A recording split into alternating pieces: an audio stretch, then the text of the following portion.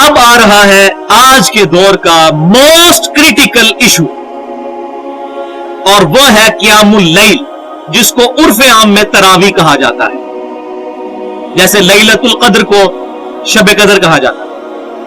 قیام اللیل کا مسئلہ نماز تراویح بھی کہا جاتا ہے۔ تو بدقسمتی سے قیام اللیل کا جو ایشو ہے، میں یہ لفظ بار بار استعمال کروں گا تاکہ یہ تراویح والا لفظ پیچھے جائے، اس نے زیادہ ایمبیگوٹی کریٹ کی ہے جی، وہ تراویح ترویحہ سے نکلا ہے، وہ اتنے نہیں ہوتے تو اتنے ہوتے ہیں، تو پھر پلس مائنس لگا کے رزلٹ نکالتے ہیں۔ میں چیلنج کرتا ہوں دنیا کی کسی حدیث کی کتاب میں نبی صلی اللہ علیہ وسلم سے یا صحابہ کرام علیہم رضوان سے تراویح کا لفظ ثابت کر۔ اس لفظ سے میں کوئی چڑ نہیں ہے، محدثین نے استعمال کیا، جائز ہے، لیکن اس کو آگے لاگے قیام اللیل کو پیچھے کر کے امت کو جو ہے فتنے میں ڈال دیا۔ لہذا قیام اللیل کے لفظ کو عام کریں، یہ سنت لفظ ہے، اسی کو عام کریں۔ تو اس میں اہل سنت کے درمیان بھی اختلاف پایا جاتا ہے، بریلوی دیوبندی ان کا ایک موقف ہے، اصحاب الحدیث کا دوسرا موقف ہے، اسی طریقے سے اہل تشیع کا بھی اختلاف پایا جاتا ہے، ان کا بھی موقف بالکل ڈیفرنٹ ہے۔ لہذا میں انشاءاللہ فرقہ واریت سے بالا تر ہو کر حق بات پہنچاؤں گا، چاہے اس میں کسی بھی مکتبہ فکر کو بات بری لگے۔ جو حق بات ہے وہ انشاءاللہ آج اس معاملے میں بھی نئے نئے انکشافات ہوں گے، جو میں نہیں کر رہا، پہلے کے لکھے ہوئے کتابوں میں چھپاتے تھے مولوی، میں انشاءاللہ بیان کر دوں گا، آپ جا کے خود چیک کر لیں اور ان مولویوں سے پوچھیں کہ انہوں نے یہ باتیں کیوں چھپائی ہیں امت سے۔ تو الحمدللہ 12 صحیح الاسناد احادیث کی روشنی میں انشاءاللہ ہم اس کو کور کریں گے تراویح کے مسئلے کو۔ تو پہلی بات اصولی سمجھ لیں کہ احادیث کی ٹرم میں 3 چیزیں ایک ہی چیز کے نام، قیام اللیل، تہجد اور وتر، اور تراویح بھی جو بعد میں اصطلاح آئی وہ بھی اسی کو کہتے ہیں۔ یہ کوئی مختلف نمازیں نہیں، تمام محدثین اس پر متفق ہیں۔ یہی وجہ ہے کہ امام بخاری رحمۃ اللہ علیہ نے قیام رمضان میں جو چیپٹر باندھا ہے تراویح کا، قیام اللیل کا، اس میں جو احادیث لے کے آئے وہ تہجد کے چیپٹر میں بھی وہی احادیث لے کے آئے، یہی بتانے کے لیے کہ کوئی مختلف نمازیں نہیں ہیں، وہی وتر کی جگہ پہ بھی لے کے آئے۔ سورہ بنی اسرائیل کی آیت نمبر 79 میں اللہ تبارک و تعالیٰ نے نبی صلی اللہ علیہ وسلم پر تہجد کی نماز قیام اللیل کو فرض قرار دے دیا۔ بسم اللہ الرحمن الرحیم، وَمِنَ اللَّيْلِ فَتَہجَّد بِهِ، اور جب رات ہو تو تہجد اس کے ذریعے ادا کیجیے، قرآن کی تلاوت کریں، اس کو قرات فرمائیں۔ نافلۃ لک، اور یہ نفل خاص اے محبوب صلی اللہ علیہ وسلم آپ کے لیے، پوری امت کے لیے فرض نہیں ہے۔ عسیٰ ان یبعثک ربک مقاما محمودا، قریب ہے کہ اللہ تعالیٰ آپ کو اس مقام محمود پر، مقام شفاعت پر فائز فرما دے، جہاں ہر شخص آپ کی تعریف بیان کر رہا ہو۔ آپ تہجد پر استقامت قیام اللیل پر اختیار کریں۔ تو آپ صلی اللہ علیہ وسلم پر یہ نماز فرض تھی پورا سال، امت کے لیے پورا سال سنت ہے۔ صحابہ کرام پڑھتے تھے، تابعین، تبع تابعین اور اولیاء اللہ آج تک پڑھتے آئے ہیں، لیکن جو سست لوگ میرے جیسے ہیں ان کے لیے حکم دیا گیا ہے کم از کم رمضان میں ہی پڑھ لو۔ اب آپ کو یہ ساری گیم سمجھ آئی؟ قیام اللیل پورا سال ہی ہے، اسی کو تہجد، اسی کو وتر، اور رمضان میں اس کے لیے تراویح ڈسٹنگوش کرنے کے لیے محدثین میں اس طرح آ گئی۔ تو پورا چیپٹر ہے صحیح بخاری میں، 6 احادیث ہیں رمضان والے چیپٹر میں۔ اب یہ اسی چیپٹر سے میں حدیثیں بیان کر رہا ہوں، لہذا یہ جو پبلک کو دھوکہ دیتے ہیں نہیں یہ تو تہجد کی نماز الگ تھی، تراویح الگ تھی، قیام اللیل الگ تھا، تو یہ میں چیپٹر ہی وہ تراویح والا کھول رہا ہوں۔ صحیح بخاری میں 6 حدیثیں انٹرنیشنل نمبر کے مطابق 2008 سے لے کے 2013 تک۔ پہلی حدیث صحیح بخاری اور مسلم کی متفق علیہ حدیث، کہ ابو سلمہ بن عبد الرحمن رضی اللہ تعالیٰ عنہ نے سیدہ عائشہ سے پوچھا، اما جان یہ بتائیے کہ نبی صلی اللہ علیہ وسلم کی رمضان کی قیام اللیل کس طرح ہوا کرتی تھی، رات کی نماز رمضان میں، کیونکہ رمضان میں تو پرٹیکولر حکم ہے عبادت کرنے کا، رات کو جاگنے کا۔ تو سیدہ عائشہ رضی اللہ تعالیٰ عنہ نے کیٹیگوریکل مینشن کیا ایک ہی جملے میں کہ بیٹا رمضان ہو یا غیر رمضان، نبی صلی اللہ علیہ وسلم 11 رکعتوں سے زیادہ نہیں پڑھا کرتے تھے۔ रमजान हो या गैर रमजान। और ये इमाम बुखारी क़याम रमजान यानी तरावी वाले चैप्टर में लेके आए, तहज्जुद में भी लेके आए इसी हदीस को, ताकि पता चले तहज्जुद, क़यामुल लैल, तरावी, वितर ये एक ही नमाज के नाम। फिर सईदा आयशा कहती है कि नबी सल्लल्लाहु अलैहि वसल्लम 4 रकतें पढ़ते, उनकी खूबसूरती ना पूछो और उनकी लंबाई ना पूछो। फिर आप सल्लल्लाहु अलैहि वसल्लम 4 रकतें पढ़ते, उनकी खूबसूरती ना पूछो, उनकी लंबाई ना पूछो, कितनी लंबी होती थी वो। फिर आप सल्लल्लाहु अलैहि वसल्लम 3 रकत वितर अता फरमाया करते थे। ये कुल हुई 11 रकतें। अब यहां पर जो 4 रकतों का बयान हुआ, ये भी 2-2 करके, वो अगली हदीस आ जाएगी बुखारी में। 4 के बाद आप थोड़ा रेस्ट फरमा लिया करते थे। तो 4 रकतों से मुराद 1 सलाम से 4 नहीं है, 2 सलाम से 4 है। 2 रकतें फिर 2 रकतें। इसी तरीके से जो वित्र है 3, वो भी 2 सलाम के साथ। नबी सल्लल्लाहु अलैहि वसल्लम से 1 सलाम से 3 वित्र साबित नहीं। अमीरुल मोमिनीन सैयदना उमर फारूक रदियल्लाहु ताला अन्हु से अल मुसन्नफ इब्न अबी शैबा में सही सनद से साबित है कि उन्होंने 1 सलाम से 3 वित्र पढ़े। जायज है, इसको हम सही समझते हैं, क्योंकि आप रदियल्लाहु ताला अन्हु की सुन्नत है। नबी सल्लल्लाहु अलैहि वसल्लम के बारे में सही बुखारी मुस्लिम में मिलता है कि आप 3 वित्र भी 2 सलाम से पढ़ा करते थे। 2 पढ़ के सलाम फेर दिया करते थे, 1 को अलग पढ़ा करते थे। लिहाजा यहां 4 रकतों से मुराद 2-2 करके है, और वो है अगली हदीस सही बुखारी और मुस्लिम की मुत्तफ़क़ुन हदीस। अम्मा आयशा रदियल्लाहु ताला अन्हा कहती हैं कि नबी सल्लल्लाहु अलैहि वसल्लम इशा से लेकर फजर तक कभी भी 11 रकतों से ज्यादा नहीं पढ़ा करते थे। और दूसरी रिवायत में आता है 13 रकतें, और उसमें उन्होंने फजर की 2 सुन्नतें भी गिनी। 11 रकतों से ज्यादा नहीं पढ़ा करते थे। फिर आप रदियल्लाहु ताला अन्हा ने फरमाया कि आप सल्लल्लाहु अलैहि वसल्लम 2 रकत पढ़ा करते, फिर 2 रकत पढ़ा करते, फिर 2 रकत पढ़ा करते, फिर 2 रकत पढ़ा करते। कितनी हो गई? 8। फिर 2 रकत पढ़ा करते, 10, और आखिर में 1 वित्र पढ़ा करते। पूरी नमाज को ताक फरमा लिया करते, क्योंकि एक ही वजह से पूरा ताक हो जाएगा, ऑड हो जाएगा। जबकि सही मुस्लिम के अल्फाज है कि आप सल्लल्लाहु अलैहि वसल्लम 2 रकत पढ़ते, फिर 2 रकत पढ़ते, फिर 2 रकत पढ़ते, फिर 2 रकत पढ़ते, यानी 4 रकत, 4 दफा 2-2 रकत, यानी 8 रकत। फिर आप सल्लल्लाहु अलैहि वसल्लम 3 वितर पढ़ते, और वो भी 2 रकत पढ़ के फिर 1 वितर को अलग से पढ़ते। लिहाजा 11 रकतें पढ़नी है, 10 क़यामुल लैल के नफल और 1 वितर, या 8 क़यामुल लैल के नफल और फिर 3 वितर, 2 अलग करके और 1 अलग करके। ये दोनों सूरतों में 11 रकतें हो गई। अल्हम्दुलिल्लाह। सही बुखारी और मुस्लिम की मुत्तफ़क़ुन हदीस है। तीसरी हदीस इब्न उमर रदियल्लाहु ताला अन्हु कहते हैं कि नबी सल्लल्लाहु अलैहि वसल्लम ने फरमाया, क़यामुल लैल, रात का क़याम 2-2 रखते हैं, 2-2 करके, और आखिर में 1 रकत पढ़ो, ये तुम्हारी पूरी नमाज को वित्र कर देगी। आखिर में 1 वित्र पढ़ो, पूरी नमाज को ताक कर देगी। अरबी जुबान में वित्र कहते हैं ऑड को, ताक को। लिहाजा इससे भी ये बात साबित होगी, पूरी नमाज को वित्र कर देगी, यानी वित्र भी उसी नमाज का नाम है। ये 4 नाम हो गए, क़यामुल लैल, तहज्जुद और वित्र, और हमारे जो उर्फ़े आम में तरावी। चौथी हदीस भाइयों, ये जबरदस्त हदीस। नबी सल्लल्लाहु अलैहि वसल्लम ने फरमाया, क़यामुल लैल किया करो, ये तुमसे पहले सालिहीन की रविश है, ये तुम्हारे रब के कुर्ब का जरिया है, ये तुम्हारे गुनाहों के माफ होने का जरिया है, और ये तुम्हारे गुनाहों से बाज रहने का जरिया। 4 बात क़यामुल लैल किया करो, रमजान के अलावा भी, पूरे रमजान के अलावा भी पूरा साल, लेकिन कम से कम रमजान में करें। और वो है 5वीं हदीस, सही बुखारी और मुस्लिम की मुत्तफ़क़ुन हदीस है। नबी सल्लल्लाहु अलैहि वसल्लम ने फरमाया, जिस शख्स ने ईमान और एहतसाब के साथ, एहतसाब किसको कहेंगे? 3 चीजों का नाम, इखलास, सवाब और इस्लाह नफ्स। ईमान और एहतसाब के साथ रमजानुल मुबारक में क़यामुल लैल किया, अल्लाह ताला उसके पिछले सारे गुनाह माफ कर देगा। लेकिन वही सगीरा गुनाह माफ होंगे, कबीरा गुनाह जो है वो तौबा से ही माफ होते हैं। इसी में मेरी ahlesunnatpak.com पर मसला नंबर 18 के नाम से तौबा और गुनाह कबीरा पर 45 मिनट की गुफ्तगू मौजूद। 6ठी हदीस सही बुखारी और सही मुस्लिम की मुत्तफ़क़ुन अलैह हदीस है।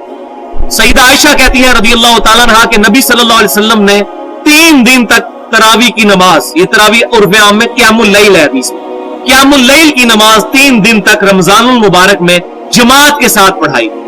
चौथे दिन आप सल्लल्लाहु अलैहि वसल्लम घर से बाहर नहीं निकले, हालांकि सहाबा इकराम का हुजूम लग गया आप सल्लल्लाहु अलैहि वसल्लम के हुजरे के बाहर। फिर आप सल्लल्लाहु अलैहि वसल्लम फजर के वक्त निकले, پھر آپ نے فجر کی نماز کے بعد حمد و صلاح کے بعد خطبہ ارشاد فرمایا اور فرمایا کہ تمہارا رات کو یہاں آنا مجھ سے مخفی نہیں تھا، مجھے پتا تھا تم میرا انتظار کر رہے ہو، لیکن مجھے خدشہ ہوا کہ یہ نماز تم پر کہیں فرض نہ کر دی جائے، اس لیے میں گھر سے باہر نہیں نکلا، میں نہیں چاہتا میری امت پر اس معاملے میں مشقت ہو۔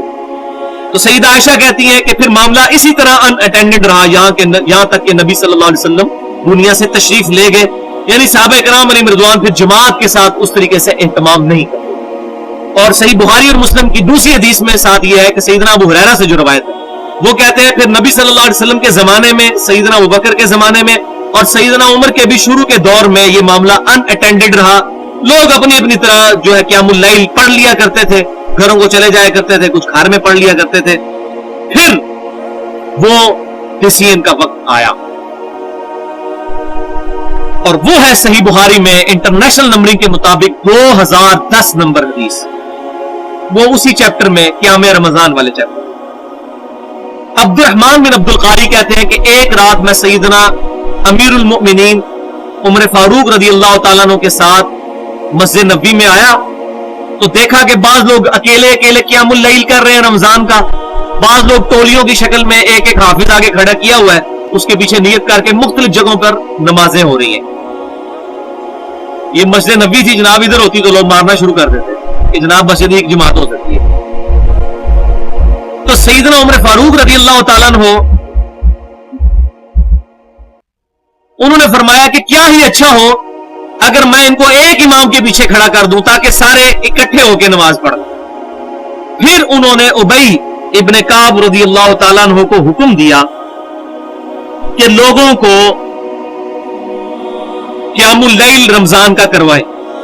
پھر وہی تابعی کہتے ہیں کہ کافی دنوں کے بعد آپ رضی اللہ تعالیٰ عنہ کے ساتھ میں دوبارہ آیا تو دیکھا کہ لوگ قیام اللیل کر رہے تھے اور ایک امام کے پیچھے، تو سیدنا عمر نے فرمایا نعم البدعۃ ھذہ، یہ کتنا اچھا کام ہے جو نیا میں نے شروع کیا۔ یہاں بدعت جو ہے وہ لغت کے معنوں میں ہے اور ایک مردہ سنت کو زندہ کرنے کے معنوں میں، لہٰذا اگر کوئی شخص کسی مردہ سنت کو زندہ کرے اور کہے کہ یہ کتنی اچھی بدعت میں نے شروع کی، تو یہ سیدنا عمر کی سنت ہے۔ سنت پر بدعت کا لفظ بولا جا سکتا ہے مردہ سنت کو زندہ کرنا۔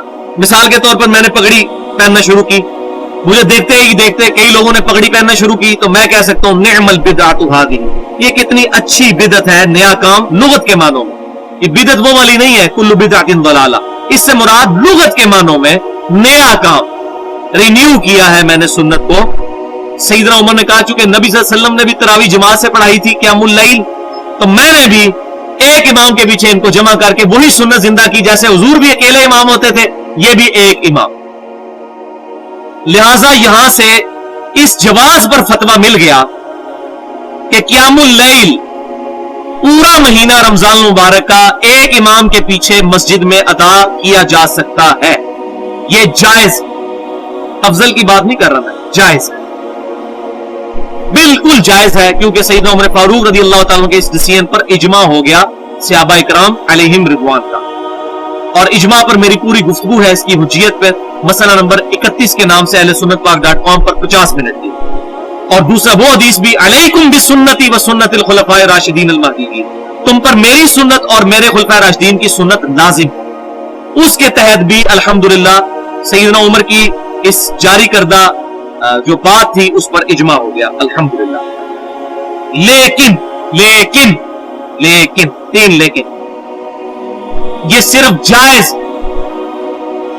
کیونکہ اسی حدیث میں آگے ہے جو مولوی چھپا لیتے کہ سیدنا عمر رضی اللہ تعالیٰ نے جب فرمایا نعم البدعۃ ھذہ، صحیح بخاری 2010 نمبر حدیث، پھر آپ رضی اللہ تعالیٰ نے ساتھ ایک بات ارشاد فرمائی کہ یہ لوگ جو پڑھ رہے ہیں اس سے زیادہ بہتر وہ نماز ہے جو لوگ رات کو اٹھ کر آخری پہر میں پڑھتے ہیں۔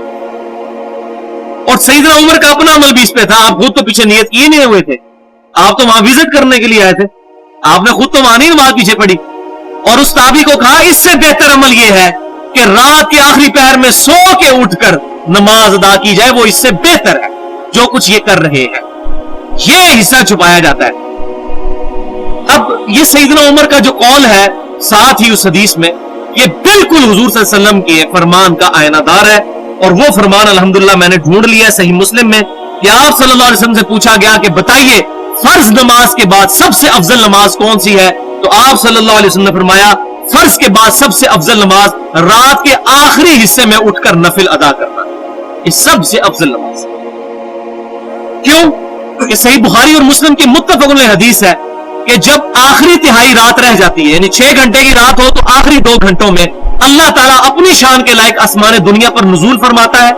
اس کی کیفیت میں ہم نہیں پڑھتے، اور اللہ تعالیٰ کی طرف سے یہ ندا آتی ہے کوئی دعا کرنے والا میں اس کی دعا قبول کروں، ہے کوئی مانگنے والا میں اس کو عطا کروں، ہے کوئی مغفرت طلب کرنے والا میں اسے بخش دوں. حتیٰ کہ فجر کا وقت شروع ہو جاتا ہے، یہ اللہ کی طرف سے ندا آتی رہتی ہے. اس معاملے میں جو اسماء و صفات کا مسئلہ ہے وہ میں نے مسئلہ نمبر 41 کے نام سے نور من نور اللہ، وحدت الوجود اور علم الکلام کے اوپر ڈیٹیل سے 1 گھنٹے کی گفتگو کی ہے. وہ میں یہاں پر بحث میں نہیں لانا چاہتا. میں بار بار اس لیے بتا رہا ہوں یہ چیزیں، کچھ چیزیں جو ہیں وہ میں سکپ کرتا جا رہا ہوں. تو یہ سیدنا عمر فاروق رضی اللہ تعالیٰ کا فرمان عین ان احادیث کے مطابق ہے اور آپ صلی اللہ علیہ وسلم اور اللہ کی منشا کے مطابق. لہٰذا اب یہاں پر 2 آپشن بنے گے. اب ان کو سمجھ لیں. یہ سب سے اس کا امپورٹنٹ کنکلوژن ہے قیام اللیل. آپشن نمبر 1 یہ ہے کہ رات کو عشاء کے ساتھ ہی قیام اللیل کر لیا جائے، اور اسی میں افضل یہ ہے کہ رات کے آخری پہر میں جماعت کے ساتھ قیام اللیل کیا جائے. جو ہمارے یہاں پر پاکستان کے اندر صرف اہل سنت میں سے اہل حدیث ہیں جنہوں نے الحمدللہ اس سنت کو زندہ رکھا، اور میں اس پہ ان کو اپریشیٹ کرتا ہوں.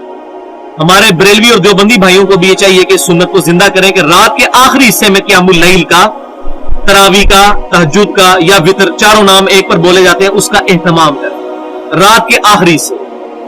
اور الحمدللہ یہ سنت بھی ہے. سنن نبی داؤد، جامعہ ترمذی، سنن نسائی اور سنن ابن ماجہ میں ہے کہ نبی صلی اللہ علیہ وسلم نے رمضان کے آخری عشرے میں ہمیں 3 دن قیام اللیل کروایا اور رات کے آخری حصے میں کروایا، یہاں تک کہ ہم نے سحری بھی بڑی مشکل سے کی، یعنی بالکل طلوع فجر کے قریب ہم فارغ ہوئے. تو آپ صلی اللہ علیہ وسلم کی بھی سنت ہے کہ جماعت کے ساتھ قیام اللیل کرنا رات کے آخری حصے. یہ تو ہو گیا آپشن نمبر 1. آپشن نمبر 2 جو ہے وہ ہے کڑوی کوئی، اور وہ یہ ہے کہ کوئی شخص خود گھر میں قیام اللیل کا اہتمام کرے رات کے آخری حصے، جماعت کے ساتھ مسجد میں نہ پڑھے. اس میں 3 حدیثیں بہت امپورٹنٹ ہیں. پہلی حدیث صحیح بخاری اور مسلم کی متفق علیہ حدیث ہے زید بن ثابت رضی اللہ تعالیٰ عنہ سے، جو کاتب وحی ہے. وہ کہتے ہیں کہ یہ وہی روایت انہوں نے جب روایت کی نا کہ نبی صلی اللہ علیہ وسلم 3 دن تو صحابہ کرام نے آپ کے پیچھے نماز پڑھی، آپ چوتھے دن باہر نہیں نکلے، باہر صحابہ کا جمگٹا ہو گیا. اس کے بعد زید بن ثابت کہتے ہیں کہ چوتھے دن نبی صلی اللہ علیہ وسلم غضبناک ہو کر نکلے باہر، غصے کی حالت، مغضبن لفظ انہوں نے استعمال کیا، غضب کی حالت. غضب کیوں؟ پوری امت کا خیال تھا. پھر آپ صلی اللہ علیہ وسلم نے حکم فرمایا کہ اپنے گھروں میں جا کر قیام اللیل کرو، کیونکہ انسان کا فرض کے نماز کے علاوہ نفلی نماز گھر میں پڑھنا زیادہ افضل ہے. تو آپ صلی اللہ علیہ وسلم نے تاکید فرمائی کہ جا کے گھر میں جا کر قیام اللیل کرو. دوسری حدیث صحیح مسلم میں ہے کہ نبی صلی اللہ علیہ وسلم نے فرمایا کہ اپنی نفلی نماز کا کچھ حصہ گھروں میں ادا کیا کرو، اس کی برکت سے اللہ تعالیٰ تمہارے گھر میں خیر و برکت فرمائے. اور تیسری حدیث صحیح بخاری اور صحیح مسلم کی متفق علیہ حدیث، آپ صلی اللہ علیہ وسلم نے فرمایا گھروں کو قبرستان نہ بناؤ، گھر میں نفلی نماز ادا کیا کرو. اور اس کی بڑی برکت ہے. بچے دیکھ کر جو ہے وہ مائل ہوتے ہیں نماز کی طرف.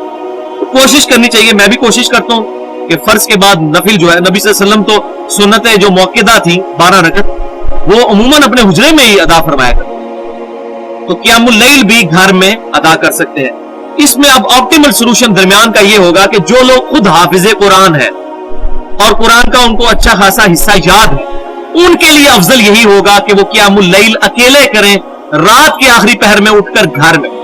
اور جو لوگ قرآن پاک کے حافظ نہیں ہیں، قرآن زیادہ نہیں جانتے، ان کے لیے پھر یہ ہے کہ بہتر یہ ہے قیام اللیل وہ کسی ایسی مسجد میں کریں جہاں پر جماعت سے ہوتا ہو اور آخری پہر میں